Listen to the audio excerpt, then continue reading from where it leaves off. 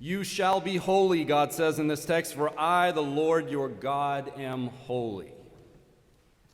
Well, trying to be as holy as thou sounds awfully close to being holier than thou, which is probably why holiness has never been much of an aspiration to me.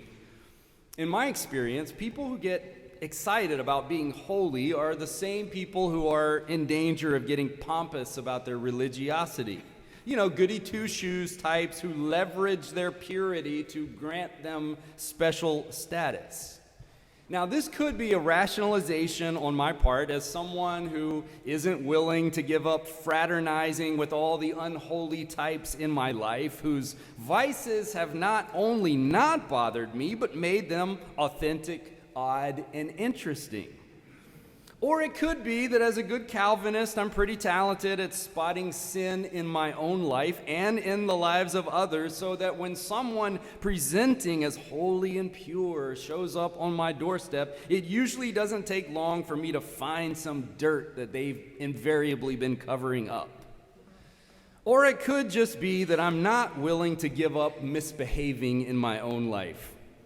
But lately, I've been thinking that the world needs a good injection of people who are trying their best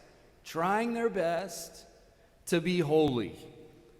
Not goody two-shoes holy that we've come to associate with the word, but people who have challenged themselves to be set apart. Set apart from a culture so addicted to violence that it threatens to swallow all of us up with it. Set apart from a time in history where we're all being pressed into accepting single, simplistic narratives about who's at fault in this conflict, who needs to be punished in that one. Set apart from a time when the entertainment narcotics of our time suck up an increasingly large portion of our free time, lulling us into the fantasy that watching shows about climate change or war or domestic politics is the same as taking action on it. Holiness is a difficult concept to understand in the Hebrew Bible. A lot of it has to do with the way that the God of Israel sees herself as distinct from other gods who vie for allegiance of God's people. This set-apart nature of God is grounded in many things, starting with God's name itself. Now, if you were part of the Jonah Bible study, as we discussed there, the name of God, for God in the Hebrew Bible, is 4 consonants, YHWH. Some people pronounce that name Yahweh, but that's just a guess, since we don't know what the vowels actually are. The name translates, I am who I am, or I will be who I will be, or even I will be there howsoever I will be there. To this day, most observant Jews reading the Torah will not read the word, substituting Adonai, the Hebrew word for Lord, which is what your English Bibles do whenever this word appears in the Old Testament. It puts Lord in all caps to let you know that YHWH is the word that it stands for, the proper name of the God of Israel. This God sees himself as set apart, and not just because of the name, also because of the people connected to this God. This is the God who has made an irrevocable covenant with a particular people, and also expects this people to offer their obedience in return. A set-apart God gives rise to a set-apart people. Now, that in and of itself is not necessarily good news. It could just be a basic kind of tribalism resembling lots of other religions of the time, a competing god to Asher or Marduk or Baal, a my God is better than your God competitive contest that has caused more bloodshed and violence in the history of the planet than really good news. Except that what sets the God of Israel apart from these other gods is the distinct kind of ethical requirements that are present here in this text, summed up in its ending. You shall love your neighbor. You shall love your neighbor as yourself. Now, if you grew up Christian like me without much understanding of the connection between Jesus the Jew and Torah, the word for the law, you probably thought Jesus made up, you shall love your neighbor as yourself. You may have thought it was an innovation that Jesus introduced to the history of the planet. You had no idea that Jesus was quoting the Mosaic Law, certainly no idea that he was quoting Leviticus, which is the book that you went to as a kid to read about blood sacrifices and warnings about wearing blended fabrics and masturbation. You read books like these and thought to yourself, the God of the Old Testament is harsh and punitive, while the God of the New is loving and kind. What you missed is a recognition that in the harsh and punitive backdrop of a world from which the Hebrew Scriptures emerged, the God spoken of here was the neighbor-loving innovation. To give one concrete example, when I was taught the phrase, an eye for an eye, a tooth for a tooth, I was taught that this was a terrible, backward, punitive kind of justice that Jesus expressly taught against. I basically got the message that you read on the t-shirts today. An eye for an eye will leave everybody blind. What I missed was the limiting innovation that this Levitical law introduced. In a world where someone who knocked out another's tooth might be killed for such an infraction, the Levitical law imposed a different sort of proportionality. Now, if that kind of innovation still sounds backward to you, then I don't think you're paying attention to the world that we're living in. We're living under occupation in the minds of Hamas terrorists and some liberal activists justifies killing infants and children. Or where the killing and kidnapping of your family in the minds of the current Israeli government and some Israel defenders gives you a blank check to order 1 million people to move south and bomb residential areas, even when you know there are innocent Palestinians who live there. Or if you look closer to home, the gun industry and some in the gun lobby that peddle the belief that since we live in a dangerous world, we need to be able to arm ourselves with military assault rifles.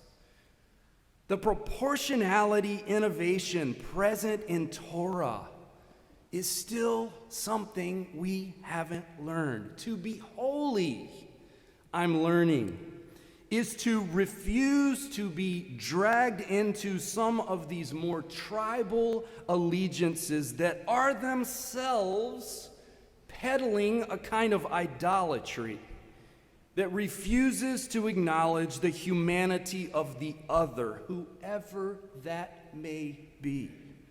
The neighbor love ethic at the root of the law.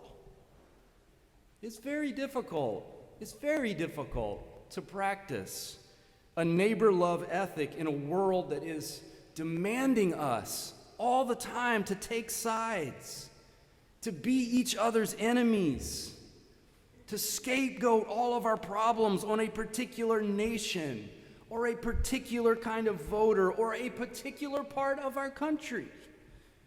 It's very difficult to refuse to give in to the race baiting and hatred behind so much of our nation's refusal to think critically and carefully and lovingly at our own history, to see who's been given the short end of the stick in policy and law, and what we need to do together to heal our country.